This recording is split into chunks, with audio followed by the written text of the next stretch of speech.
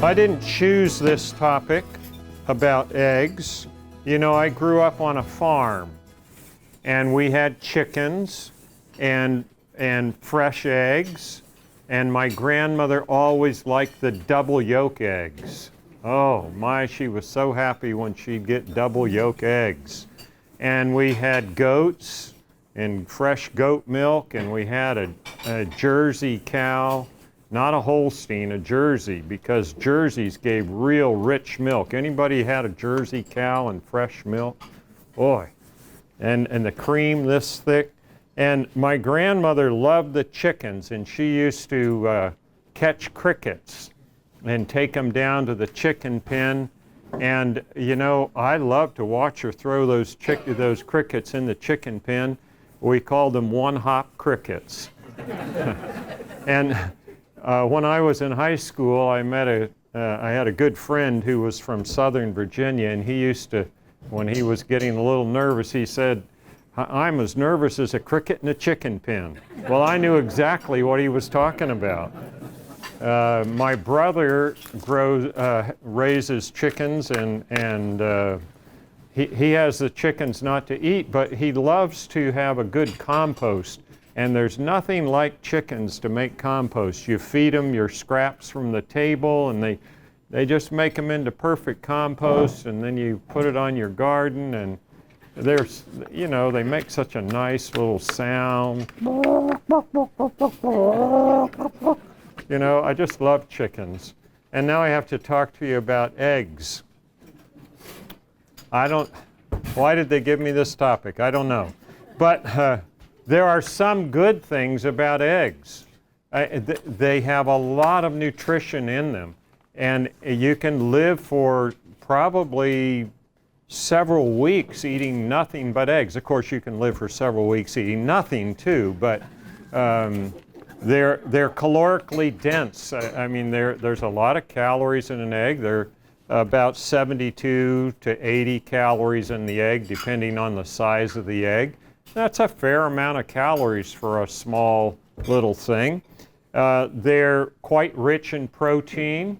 They have about 6 grams of protein in the average egg, and that's pretty high in protein.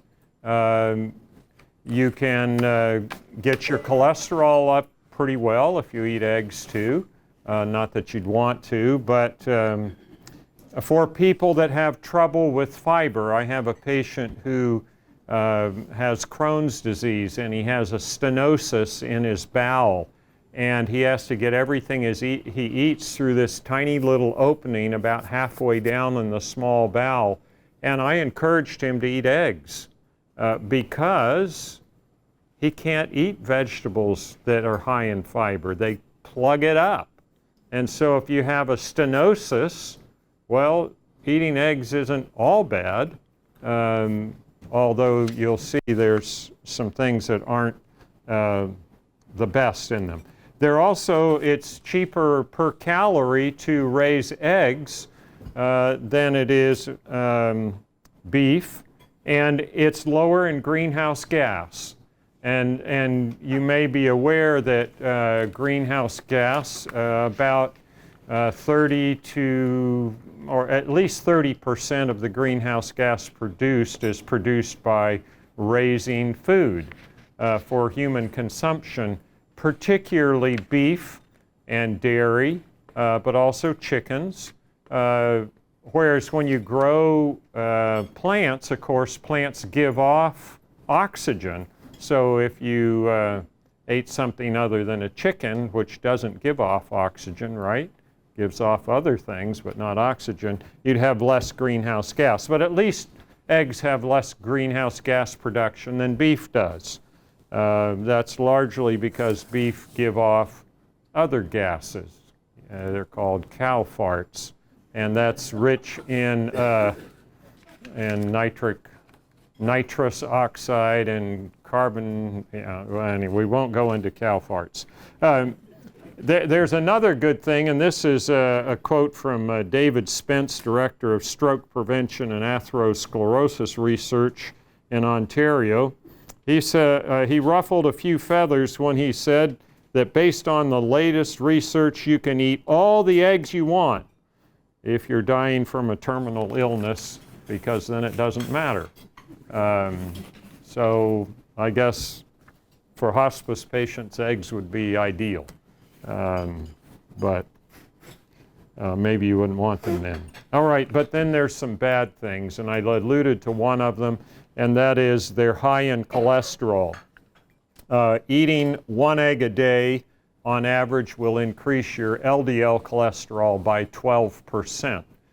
Well, for every 1 point that you raise your LDL, you raise your risk of having a heart attack by 3%.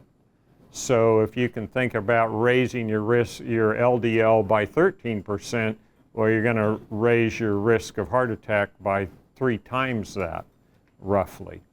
So I'd rather not do that, but that's one of the downsides. They're high in saturated fat, and saturated fat signals the liver to make more cholesterol. So not only are they high in cholesterol, but they signal your liver to make more cholesterol. And so that's probably not what we want. And then there's this lovely statistic that they result in over 100,000 cases per year of salmonella poisoning in our country. Anyone had salmonella before? If you had it tonight, you wouldn't be sitting here for very long. It causes diarrhea and a rather voluminous amount. And so you stay in shape though when you have that. You do quite a bit of trotting, as they say. Well, that's the bad. And then we have the ugly. 3 eggs per week increase the risk of colon cancer by 71%. I hate it. I hate that statistic because, you know, if you really get into, I mean, do you really want to increase your risk of colon cancer 71% for just 3 eggs a week? You know, it's sort of like the statistic that, anyone here love cheese? Me too. I love cheese. But I read the Harvard study published in 2001 where they took men and they divided them into quartiles. The top quartile, the most dairy intake, and the lowest quartile, the least dairy intake. And the difference between the lowest intake of dairy and the highest intake of dairy, there was a 400% increased risk of death from prostate cancer. Well, I read that study and it changed my taste buds. Then when I tasted cheese, it started tasting like prostate cancer. And so I haven't had cheese maybe once in the last 15, 20 years because it tastes like prostate cancer to me. I mean, 400% is not trivial. And that's not getting prostate cancer, it's metastasis of prostate cancer or death from it. 400% increase. You know, sometimes we shouldn't read these studies. They make us change. You had a question. Dr. Held, why do you think, what do you think is the connection? What's the connection between eggs and colon cancer? You know, that's a great question. Why is it that if you eat eggs, your risk for colon cancer goes up so much? I mean, that's 3 eggs a week, your risk goes up 71%. Well, you have to stop and ask yourself, all right, what did nature design eggs to do? What do you think? Make new chickens. Make new chickens. And what do those baby chicks do as far as their growth rate? They grow fast. So nature designed the egg to support rapid growth. Huh. Do you need to grow rapidly at your age? No. But what likes to grow rapidly? Cancer. And you are supporting rapid turnover of cells, rapid mitosis, rapid reproduction of cells by eating something that nature designed to promote rapid growth. Specifically, they think that it's choline in the eggs that promotes the rapid growth of cancer. And it looks like it does it better in colon cancer. Now, some researchers feel that the way you prepare the egg has an influence on that. And some feel like if you boil the egg, you'll have less effect than if you fry it. But I really like fried eggs, and I would rather just skip the whole thing. But that first statistic really caught my attention. 3 eggs a week, 71% increased risk of colon cancer. Question? Use it like in a recipe, the same effect no matter how far out it's. Yeah, it's the nutrients in the egg that promote the cancer risk. Question? This relates to whole egg, correct? That's the whole egg. And not so, because we get lots of eggs from a family member who has lots of ducks and chickens. If we just ate the white, would that change any of these statistics? Great question. What if we only eat the whites? How many of you really wake up in the morning longing for egg whites? Anybody here? You do. Man, I don't want to eat an egg without the yolk, but maybe I'm just twisted there. I don't know. The white is definitely less troublesome than the white plus the yolk. For lots of reasons. There's no cholesterol in the white, only in the yolk.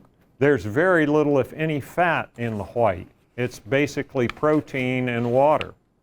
And so you can, but if you need egg whites for a purpose in cooking, in baking, I'd recommend that you substitute flax, because 1 tablespoon of flax meal and 2 tablespoons of water in baked goods works just like an egg to bind and lighten things. So when I make my waffles, I use not eggs, but flax meal. If you want to make meringue, you can use the juice from chickpeas and make a lovely meringue. Maybe we should do that sometime. Make you a lemon meringue pie with chickpea topping. It tastes really good, and it whips up just like meringue. So there are other things that you can do but remember that egg white is what stimulates the growth of the yolk, which is the little baby chick, to come. So I'd still be careful with it. Yeah. All right. So 3 eggs a week increases colorectal cancer risk 71%. 5 eggs a week increases death from prostate cancer 47%. Well, I don't like that statistic either. But maybe you have a spouse that you just as soon get prostate cancer, and so, you could help them along kindly. Yeah. Then there's the Harvard Nurses' Health Study that showed that consuming an egg a day shortened a woman's life expectancy as much as smoking 25,000 cigarettes. Isn't that crazy? That's an amazing statistic, yes. What's interesting in these statistics is that, and I appreciate how it's put out here, but there's no sense of time. I mean, it's just over the course of a lifetime. Yeah, great question. It's as a habit, but I would say there are quite a few people that will eat 3 eggs a week. And if they do it for their lifetime risk goes up by 71% of colon cancer. As far as the statistic with the Nurses' Health Study, if they smoked a pack a day of cigarettes, how many cigarettes in a pack? 20? Okay, so you divide that number by 20, and that's how many days they'd have to smoke a pack a day to be equal to eating 1 egg a day. So, you know, many people can smoke for 5 years and get away with it. But I wouldn't want to. Yeah. No, I won't go there. I can tell you some stories, things that I tell my patients to help them stop smoking, but they're not really good for mixed company. So, question? Yeah, I do have a question about looking at the stroke prevention and atherosclerosis statement, but I'm sort of lumping cardiovascular with that. But there seems to be a lot of press or research now being done with TMAO. Yes. An indicator. Trimethylamine. Right. Yeah. And that's one of the big problems with eggs and with cholesterol is when you cook them, you form TMAO, and that markedly increases the risk of atherosclerotic events, not just atherosclerosis, but the event itself, moving from atherosclerosis to an obstruction in the artery. Yeah, you don't, and the way you cook them, it involves that. The higher the temperature of the cooking, the more TMAO is formed. But looking at cardiac issues, do you think that you need to get tested for TMAO? I don't think so. I think you need to change your diet. You know, sometimes in medicine we get really big into testing instead of getting really big into lifestyle change. One of the latest things is cardiac calcium testing. You know, someone will come in and their cholesterol's really high and they say, well, I want to know how much calcium I have in the arteries. Well, I can find that out, but regardless of how much calcium you have in your arteries, if your cholesterol's high, you need to lower it. I mean, how much information do we need?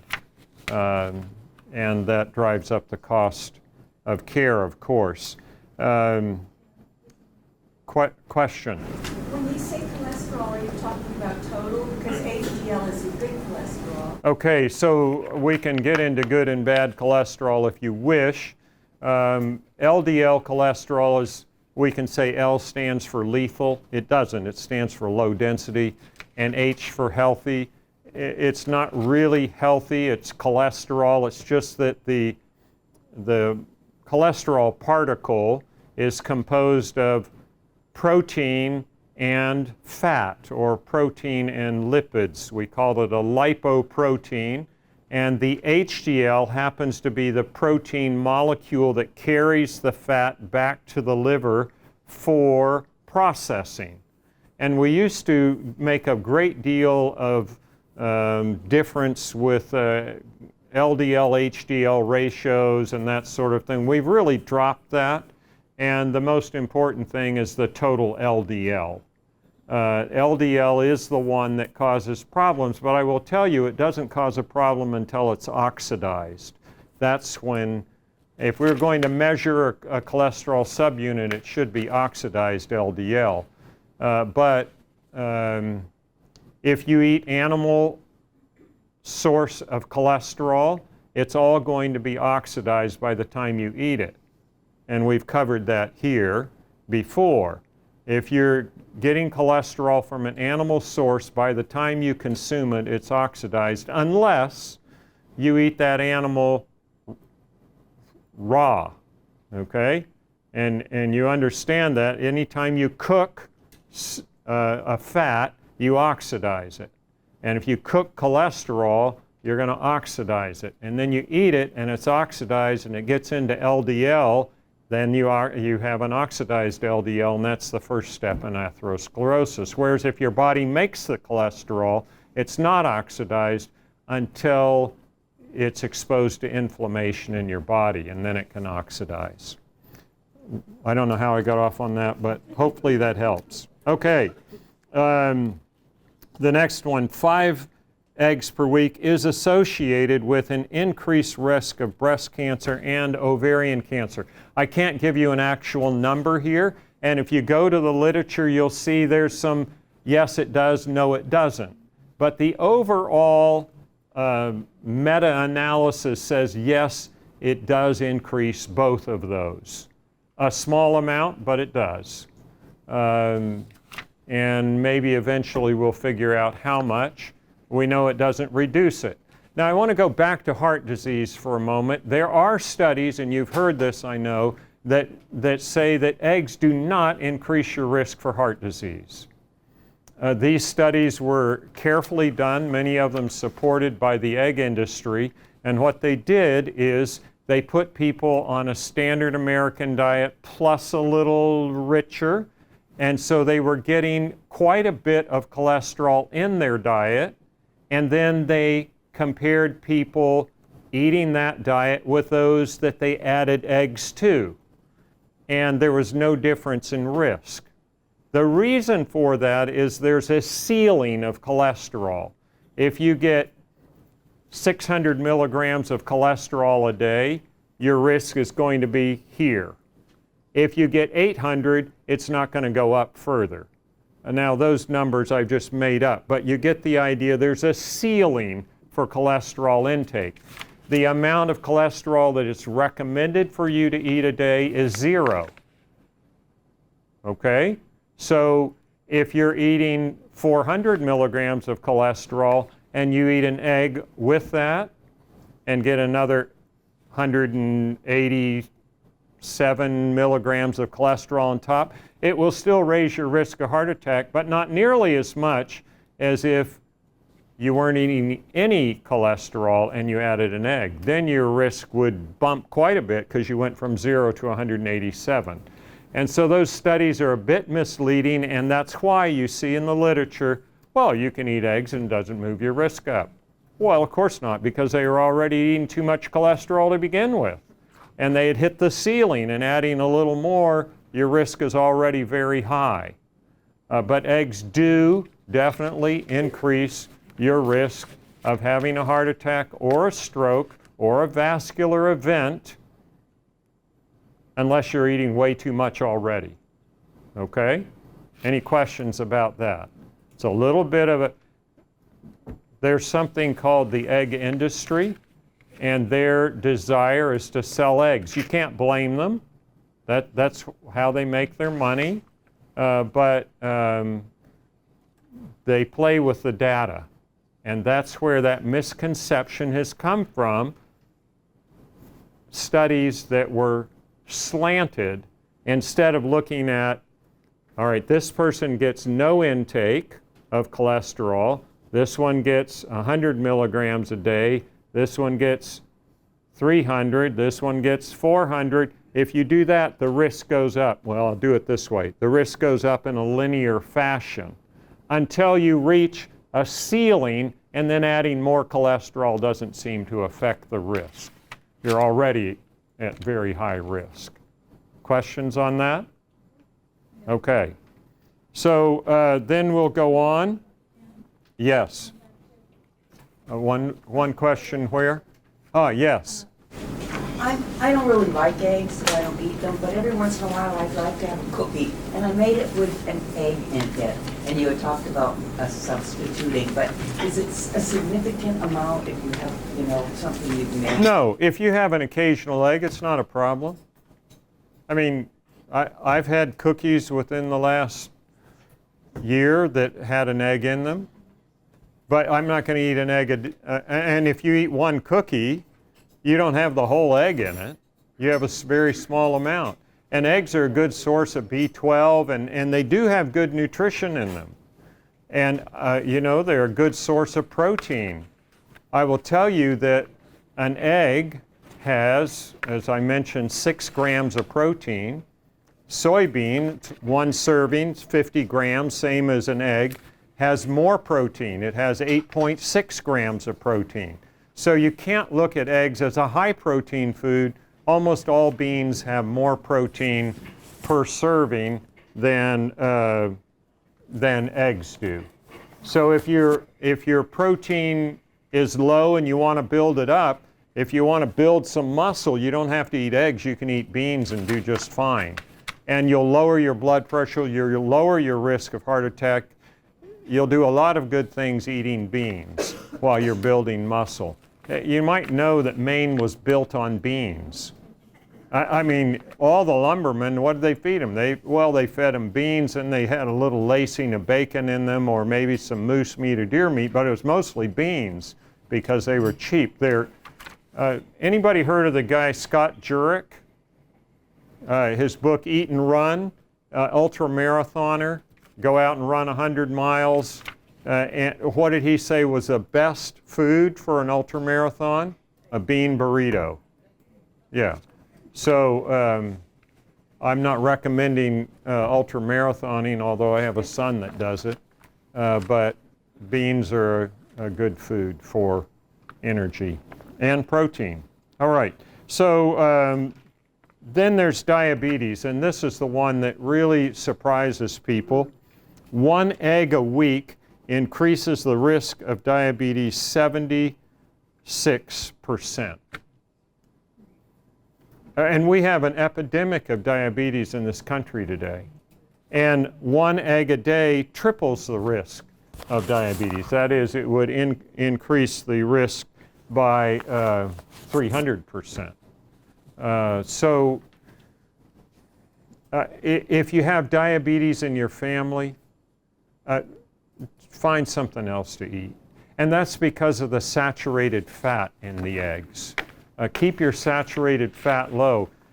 Diabetes, remember, is caused by fat deposition in the liver, which causes liver dysfunction, and fat deposition in the pancreas, which causes the beta islet cells that make insulin to malfunction. People that lay down their fat around their middle, and that's none of us here, so don't look around. We only lay it down, on our hips and, but people that lay it down around their middle lay it down in their organs and are at particularly high risk for metabolic syndrome with high rates of diabetes, with liver steatohepatitis or fatty liver, and fatty pancreas, particularly in the islet cells, and that's the cause of diabetes. We talk about too much sugar all the time, and sugar's another lecture we can do, but diabetes is not caused by excess intake of refined carbohydrates. It's caused by too much fat and the fat that the body makes from refined carbohydrates. But if you want to reverse diabetes, you've got to get the fat out of the liver and the pancreas, and then diabetes goes away. And eggs increase that risk for multiple reasons. The primary one is the saturated fat content. If you look at the saturated fat content of eggs, it's about 3 to 4 times as high as the soybeans that I mentioned. Soybeans have much less, they have lots of fiber, they have more protein, and they have 0.5 grams of saturated fat, whereas eggs have 1.5 to 1.6 grams of saturated fat, so 3 times the level of beans. So you're better off with beans, and they're the best food to prevent diabetes. Question? I'm assuming you're talking about type 2, right? Type 2, not type 1. That's a completely different thing. Thank you for that clarification. If you look at diabetes in our nation, about less than 10% is type 1, 90% is type 2, 90 to 95% is type 2, which is dietary. It's genetic plus diet. We're eating ourselves into the grave, a lot of us. Questions?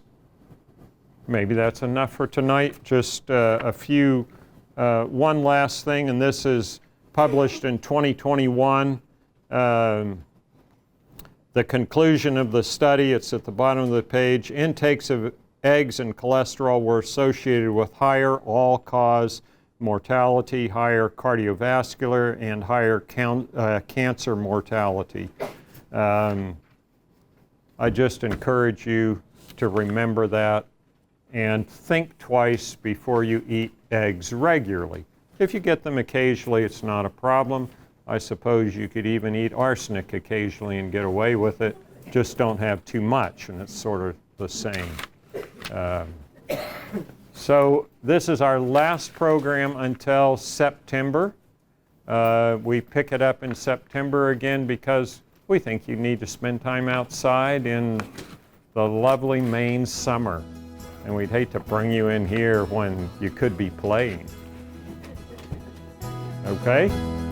And have a good summer off.